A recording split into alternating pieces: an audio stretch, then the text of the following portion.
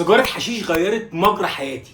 ازاي عرفت استمر على الدايت واحافظ على ال 80 كيلو اللي انا خسيتهم؟ لان ناس كتير جدا جدا بتعرف تخس، بس المشكله في الاستمراريه. كلنا بنعرف نخس، بس ازاي نستمر؟ في الفيديو ده هديك المفتاح، وفي اخر الفيديو هتكون صوره ازاي تعرف تخس وتكمل على اللي انت خسيته. لان من الاخر الصعوبه انك تحافظ، مش الصعوبه انك تخس. ما تنساش تعمل فولو ولايك وسبسكرايب، لان ده هيفرق جدا ان انا اكمل السلسله دي.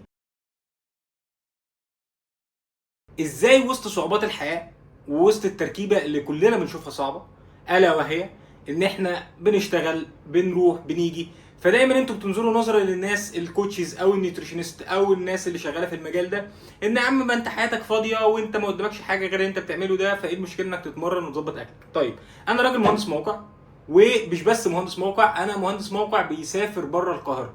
قعدت سنين بره القاهره وبروح ما بين معسكرات واماكن في الجبل واماكن نائيه بيسموها. وازاي عرفت ان انا اعدي الفترات دي؟ انا خريج هندسه وكنت خلاص خسيت 80 كيلو انتوا عارفين، عن طريق بقى اللي هو ايه الدايت بتاع عدوله، وابتديت بقى ان انا اغير فيه واتعلم منه وبتاع واحسن فيه وكده، والموضوع بقى لايف ستايل. طيب انا دلوقتي اشتغلت، اول شغلانه كانت في القاهره عادي، فعرفت ان انا اواظب معاها عادي، ومش هحكي لكم تفاصيلها لان مش حاجه تعلموها قوي.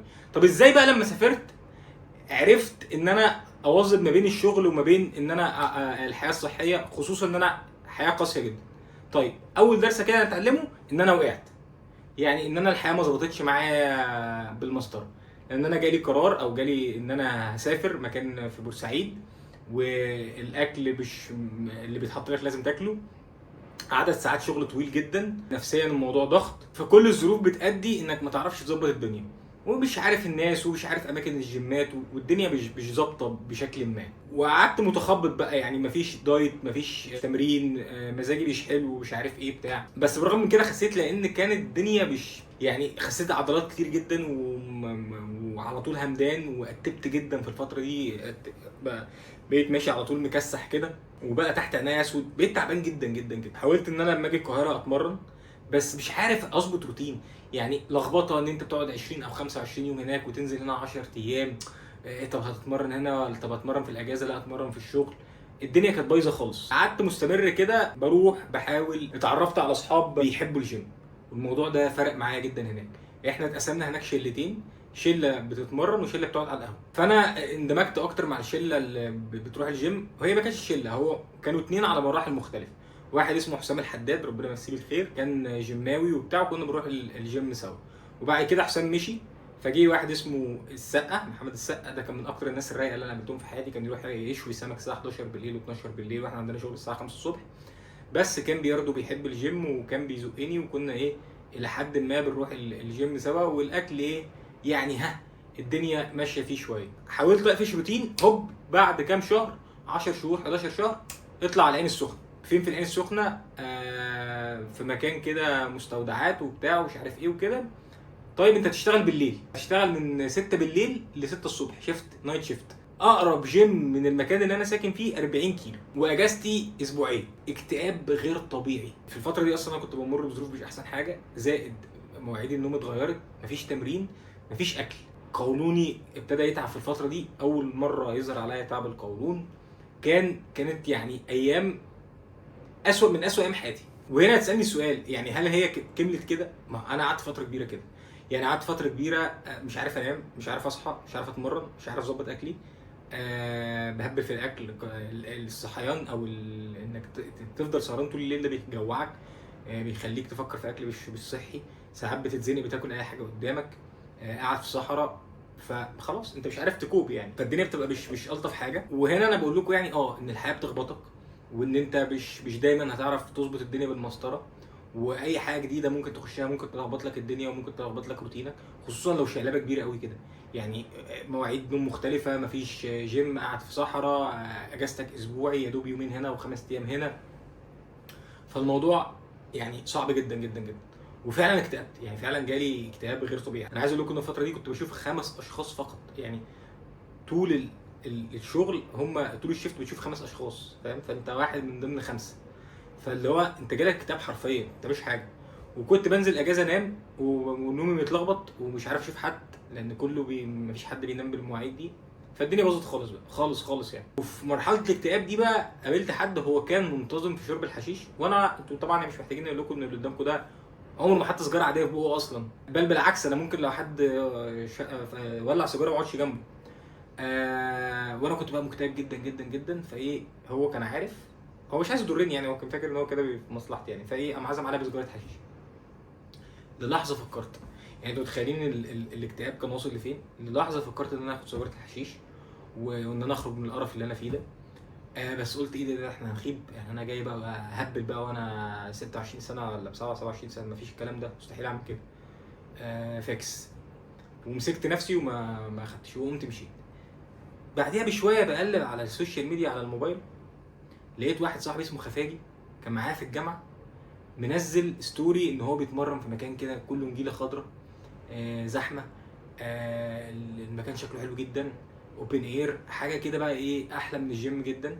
لان الجيم كان بالنسبه لي ايه عايز انضباط قوي ان انا اروح لوحدي وبتاع. فانبهرت قلت ايه ده حلو قوي ومش عارف ايه. فكلمته قلت له فاجئ ايه الدنيا والدنيا ماشيه ازاي وايه ده اصلا وبتاع. قال لي دي حاجه اسمها جروب سيشن وكروس فيت ومش عارف ايه وبتاع. كانت الحاجات دي لسه يعني ظاهره مش في البدايات قوي يعني، الكلام ده في 2018 2018. فاللي هو يعني كان بقى الجروب سيشن ده منتشر في مصر مثلا بقاله 3 سنين مثلا 4 سنين. قلت ايه ده حلو قوي الكلام ده وبتاع، اروح اجرب. قال لي على فكره اول مره تجرب فور فري وقد كان. قلت خلاص انا هروح اجرب وازق نفسي وبتاع. فروحت سبت، يعني رحت يوم السبت، بقيت انزل اتمرن يوم السبت وخليت اجازتي خميس وجمعه بدل جمعه وسبت، علشان اتمرن قبل ما اسافر واتمرن يوم الاربع، اعرف اتمرن 3 ايام في الاسبوع. يعني ظبطت اجازتي على كده. متعه ما بعدها متعه يعني. انا رحت جربت السيشن هناك، ايه الجمال ده، انبسطت جدا جدا جدا جدا وما كنتش عارف اخد نفسي والله العظيم ثلاثه. انا نص التمرين مش عارف اخد نفسي.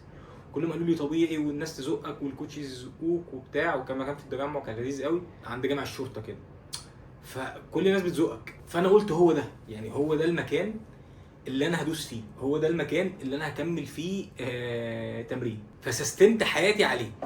اولا رجعت اركز تاني جدا في الدايت، وقعدت بقى ايه كنت انا رخم بقى اقعد اسال الكوتشز واكل ايه واعمل ايه وبتاع. ورجعت اظبط بقى حياه الدايت، وبقيت بجيب اكل اكسترا معايا وانا جاي من القاهره على السخنه علشان اعمل اكل زياده. وعملت حاجه قد تكون غريبه، بس عايز اوريكم برضو ان في تضحيات بتتعمل. انا قلت لكم ان انا اقرب مكان ليا كان في جيم كان حوالي 30 ل 40 كيلو.